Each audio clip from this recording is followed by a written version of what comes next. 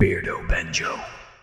Hello there everyone and welcome to today's video. Now I come to you today bearing both good and bad news.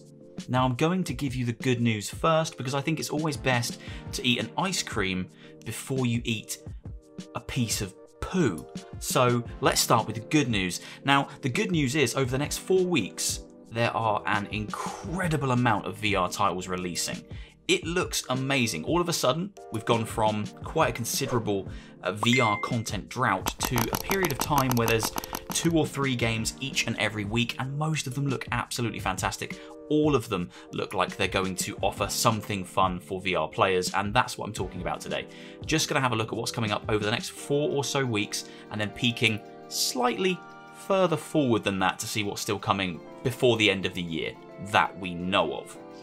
Now the bad news is that it's already September. So that means it's already almost 2022, which means we're one step closer to the grave. So the sweet embrace of death is, it's coming for us all. Quicker and quicker every year. Before we dive in and check out these beautiful, delicious upcoming VR games, here's a word from our sponsor. Oh Beardo, you've sold out. You've sold your soul to the devil. You've sold your supple body to capitalism. Well, yes. Yes, I have, because I have rent to pay and I would one day quite like to buy my own house, please. In all seriousness, YouTubers do not make a huge amount of money from advertising revenue. I pump around 30 plus hours a week into the channel, and the advertising revenue is fantastic, but it doesn't pay the bills. So sponsorships and paid promotion are fantastic ways to bolster that income. However, that being said, I will always take those opportunities very seriously because I never want them to encroach on my ability to be honest and entertaining within these videos. So, when VR Cover, a company whose products I've used for months and months and months, approached me and said, do you want to do some paid promotion for VR Cover? Of course I said yes, because I already believe in the product I've been using. Now, if you've been following the channel, if you've seen any of my videos where I use the Quest, you'll already know. I've been using this magenta facial cover, this facial replacement cover, for months now, and I absolutely love it. This is something I bought from VR Cover, and it's really the only product I can speak to in great depth. If you're looking for a better facial interface for your Quest 2, something far better than the stock one that comes with the Quest 2 at launch, VR Cover are, in my opinion, the only company worth trusting and worth buying. I bought a bunch from Amazon and from eBay before I landed on the VR Cover product. They make these in a whole range of lovely colours. I bought magenta. Is this magenta? I think it's magenta, because I just thought it was nice. They have blues, they have reds, they have blacks, they have a ton of colours, and it's a breathable faux leather material. It doesn't make my face sweaty. I can play for hours. I genuinely believe in this product. I can't speak to many other of VR Cover's products because I only own this, and I own one of the rubberized covers. This is an orange one because orange is my favourite colour, and both of them are fantastic. Comfortable, breathable, and damn good value for money. Honestly, VR Cover are the very best in the industry right now in terms of facial interfaces and accessories for the Quest. As I say, I will try out some more of their products in the coming weeks, but currently, this is the only one I can honestly and truthfully speak to, and I absolutely rate it. I wouldn't use it in all my videos if I didn't rate this bit of kit. Right, let's get stuck into this. The first game on the list, which is releasing very, very shortly, tomorrow in fact, is Space Pirate Trainer Arena, out on the 9th of September 2021. Now this isn't so much a game and is more of an update to an existing property. If you own Space Pirate Trainer, you will get this update tomorrow on Quest or Quest 2.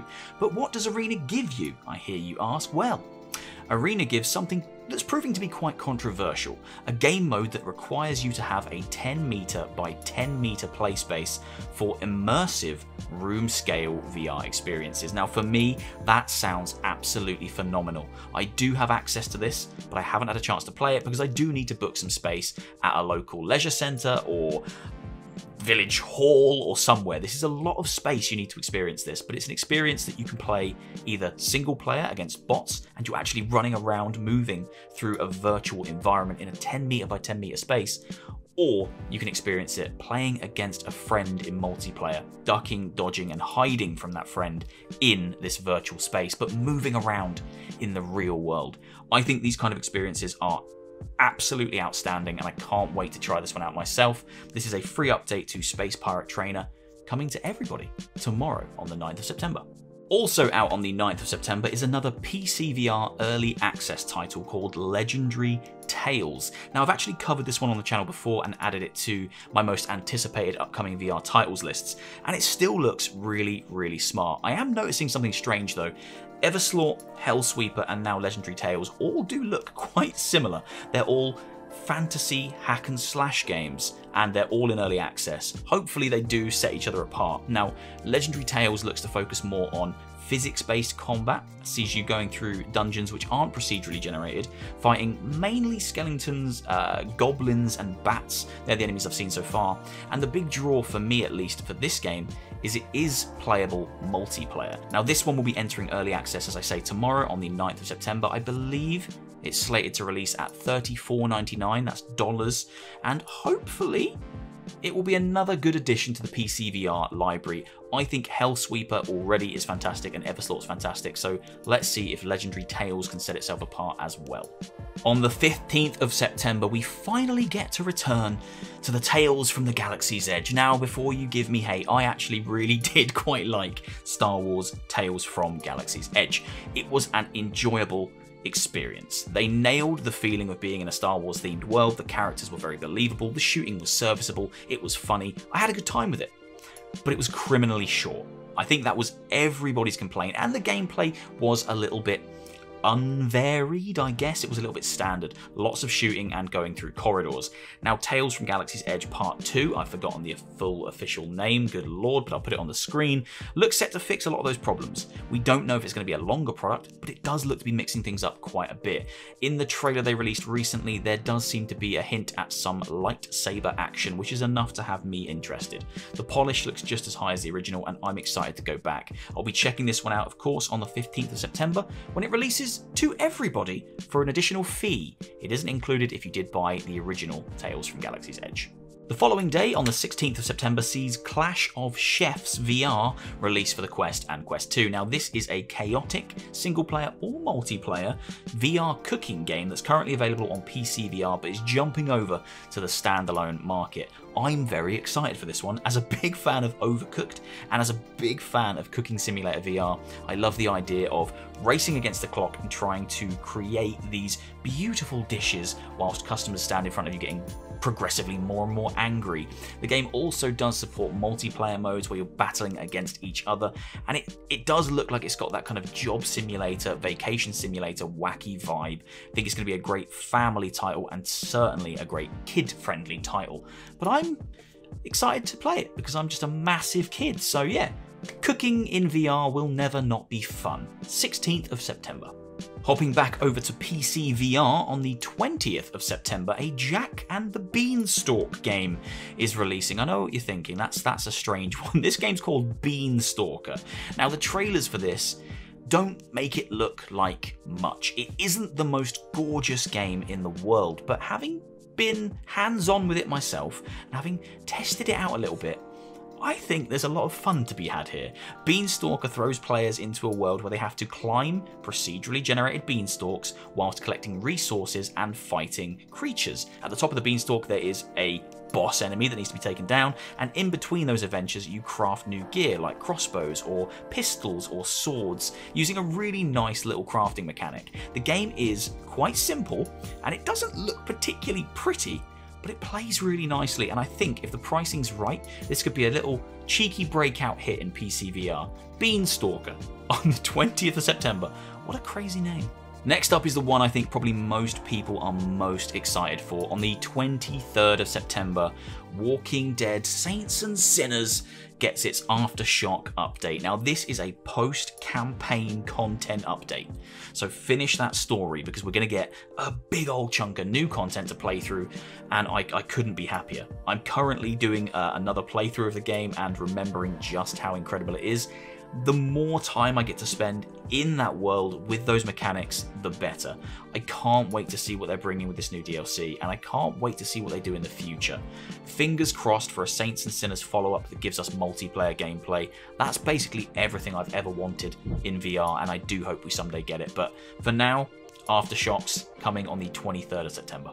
The Walking Dead update isn't the only VR game coming out on the 23rd of September. We also finally get the release of Rhythm of the Universe Ionia, another title that's been on quite a few of my most anticipated VR games lists. This is a action-adventure game with musical elements, playing music to save a beautiful Avatar-esque rainforest filled with exceptionally mystical and magical looking creatures. I tried the demo to this game in PC VR and it was a stunning looking game. One of the nicest looking games I've seen in VR in general. Now just recently I've realised the game's also coming to the Quest, which is going to be really interesting. I can't wait to see how this game holds up on that platform because it is a stunning looking game on PC VR, and I'm sure PSVR will also be very, very close, but a Quest version is very intriguing to me. I can't wait to see how the Quest copes. This is out on the 23rd of September. September feels like it's the month of part 2s because on the 30th of September we also see part 2 of Jurassic World Aftermath releasing for the Quest and Quest 2. Now, this is another one that I did really enjoy, but I had some big gripes with. Most people said, fairly said, that everything that Jurassic World Aftermath did, Alien Isolation already did better. And I do agree with that fact, but I do love Jurassic Park. And being in that world and being face to face with, albeit quite cartoony looking velociraptors, was still an enjoyable experience for me. And I think in terms of good stealth VR games, it was up there and it was an enjoyable story. I do hope part 2 mixes up the mechanics and gives us some different things to do, and finally lets us come face to face with the T-Rex that was teased so heavily in part 1. I also hope the runtime is a little bit longer because my gripe with both this and Tales from Galaxy's Edge really was the runtime. Just wasn't long enough, but we'll find out very soon on the 30th of September when we go back to Jurassic Park. If dinosaurs aren't your thing and maybe you want some tower defense action with heaps and heaps of crazy over-the-top graphics and explosions and colours, then Captain Toonhead also releases on the 30th of September. Now, I don't know much about this game. I've seen a bunch of trailers and it has my full attention, but it looks absolutely insane. As I say, it's a tower defense game from what I can tell, and it's just mental. You've got like a flip-flop as a weapon, there's dinosaurs in it, there's aliens in it and robots. It's very colourful and it looks completely over the top. I don't really know what it is, but I really want to play it. Captain Toonhead out on the 30th of September. Now this next game is probably one of my most highly anticipated. It was due to be out on the 18th of September, but it has slipped back into an undisclosed or unknown October release date. Song in the Smoke. I am extremely excited for this. I'm a big fan of survival games and they translate so well into VR. Song in the Smoke is a survival game against kind of fantastical mythical beasts. They look like lions and tigers and bears, oh my, but they're kind of more magical and a little bit scarier than that. This is a Quest 2 release and I'm very, very excited to try this one out. No date for it currently, but they have said it's only a few weeks after that original date it slipped from, which is the 18th of September, so hopefully an early October release for Song in the Smoke. Now the last title that we have an actual release date for, or an idea of when it's releasing, is an old point-and-click adventure from 1987 that's being converted into a fully immersive VR experience. Shadowgate VR is launching on the 7th of October for standalone Quest 2 headsets, and I'm very excited to play this. I think we're in dire need of a non-procedurally generated, so areas that have been meticulously crafted, characters that have been well written, that kind of exploration, dungeon, adventure. A D&D experience that we're in. We get to live it. And it looks like Shadowgate is going to tick all those boxes and really appeal to people who want that D&D living the experience through the eyes of the character kind of experience. This is out on the 7th of October. I'm very excited for this. Fans of the original, I'm sure, will be very excited for it. Can't wait to see how point and click translates directly into a VR adventure game. Okay, so those were the games that we know are coming out in the next 4 weeks, but what else other than those is coming out in 2021? Well, there will no doubt be a bunch, but these 5 are the ones that I think people should be keeping the closest eye on. First up is Warhammer Age of Sigmar Tempestfall. We haven't seen a huge amount of gameplay from this, but what they have shown looks like a very fantasy orientated, of course, it's Warhammer, hack and slash mixed with magic, very visceral combat action adventure game. I'm excited to try it out. I think the Warhammer stuff translates really well into VR. I just recently played Battle Sister, which I think is criminally underrated, and I can't wait to see what Sigmar Tempestfall has up its sleeve. And we don't have a release date for this. I know people have played a beta, which was available recently that I didn't get into, so hopefully that indicates a release date is just around the corner. The second game worth keeping an eye on that should be coming out before the end of 2021 is ALVO, or more specifically the Quest 2 release for ALVO. This one won't be available on the original Quest, which is shocking, but we are starting to see that as a trend, and there is another game that's doing the same thing in this list. ALVO is another military shooter. Yes, I know, we've got thousands of them in VR, but to its credit, it does look like a very strong one, and PSVR players who are already playing this, because it's already available there, do attest to the fact that it is a very well put together VR military shooter. Can't wait to check it out myself, but I will wait for that Quest 2 release to put it up against things like Onward and Pop 1 and Pavlov Shack to see how well it compares. The third game that's worth keeping an eye on, because everyone's keeping an eye on it and we all want it now, is Resident Evil 4. This is undoubtedly the crown jewel in Oculus's throne right now. I don't know when they're going to release it. I am hoping for an October or Halloween spooky month release. It makes the most sense to me, and I just want to go hands-on with it as soon as possible. This is the game I want more than anything right now, and I think that's probably the same for all Quest 2 owners. It isn't available for the original Quest, and it isn't available for PC VR, so this really is a Quest 2 killer app. Hopefully, if they get it right, which I really hope they will. Resi 4, hopefully, by the end of the year. The fourth game that was pulled away from us so maliciously just recently, we should have been playing it already, is Lone Echo 2. This was due to come out on the 24th of August, but at the last minute it was delayed for some final polish. I'm confident we'll see this before the end of 2021. I don't know when, but it's been such a long time coming, and it feels like the team behind it are so close to that finish line. It's the swan song of Oculus PC VR exclusives, and I hope it absolutely smashes expectations and shows just how good PC VR can be and is, and bring some more developers back to that space. Lone Echo 2, can't wait. The final game on this list, number 5, is the Left 4 Dead in VR that we've always wanted, After the Fall. I can't wait to go hands-on with this. Again, this is another one that just got delayed. It was quite close to the finish line, and then it's been pushed by a few months or weeks to get some extra polish on it. I'm always up for that. Polish the games, make sure they're right before you release them into the wild, because it can really damage a game if that first impression isn't right. After the Fall looks set to be absolutely stunning, and it's releasing across all VR platforms, so that's quite the undertaking. I do understand that.